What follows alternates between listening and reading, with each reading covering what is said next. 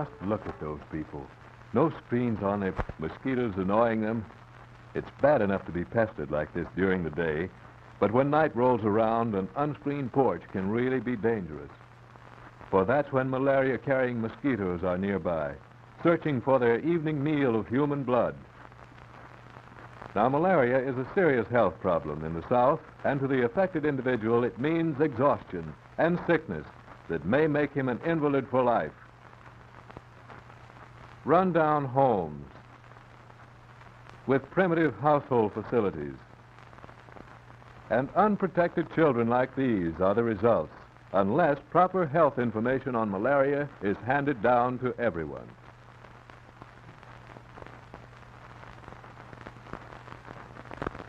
Here is how the civic group at Sumter, South Carolina tackled the problem.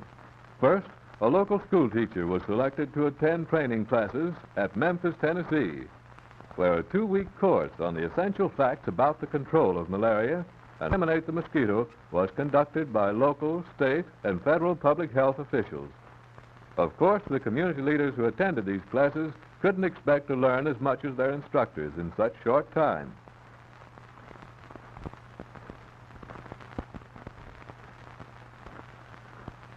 But when they were ready to return home, they did have a sound knowledge of what they were expected to teach others. Back at Sumter, our health educator started out on her new job to pass on information to the local health department staff, as well as to all institutions in the community, civic clubs, and hospitals, rich or poor, regardless of race or color. The educators spread the message around.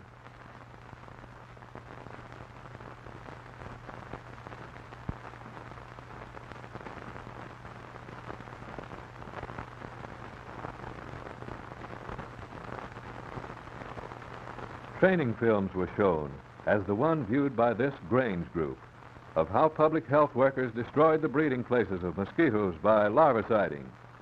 This is a necessary operation, but an expensive one to the taxpayer. However, it can be reduced if everyone takes personal control measures against malaria. Information on the disease was also passed on to the Parents Teachers Association in order to determine how it should be introduced in the science classes of the public schools.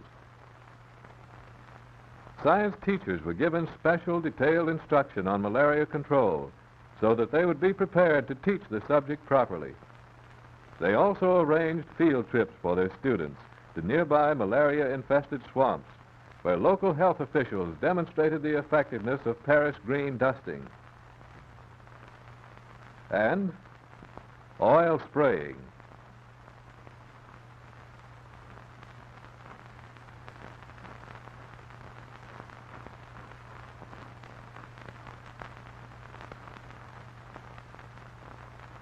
Mobile public libraries carried literature to rural areas where malaria control was most essential. Also, the science sections of all public libraries had excellent material on hand. The use of poster and window displays helped to keep the people of the community up to date on all new information. Clubs were formed by those people who lived on farms and didn't have the opportunity to get into town often. The members of these clubs assembled periodically to listen to new methods of combating the old problem of malaria. No group was too small to receive the important information of the reasons why people got malaria and how to avoid it. At the County Health Center, the layman was given final precautions on how to safeguard his home, his family, and himself. When the health educator was certain everyone had sufficient information on malaria control, she briefly summarized these main points. Put up window screens to keep out the mosquitoes. Be sure and place patches over all the holes in the screens. See that all screen doors are kept closed. And as an added precaution, it is wise to place a net over the baby's crib. If there are cracks in the floor, seal them. See your doctor if you live in malaria-infested areas and suspect that you have caught the disease.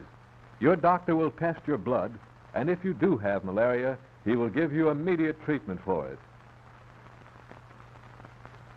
Spraying oil on the water surfaces of your private fishing ponds will kill the larvae in their breeding places. Or by sprinkling dusting powder of Paris green, as this woman is doing. And now that you've screened in that front porch, you can really relax without fear of catching malaria.